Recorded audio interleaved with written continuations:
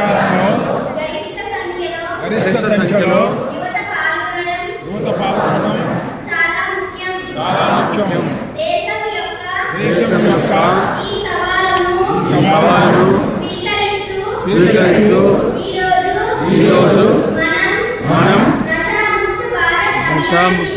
నషాముక్త భారత్ అభియాన్ కింద ఐక్యమై సమాజం, కుటుంబం, స్నేహితులు మాత్రమే కాకుండా మనం కూడా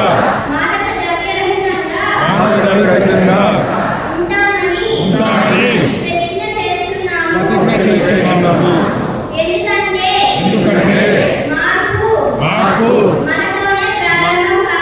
మనతోనే ప్రారంభం కావాలి. కాబట్టి మనందరం కలిసి మన ఆంధ్రప్రదేశ్ని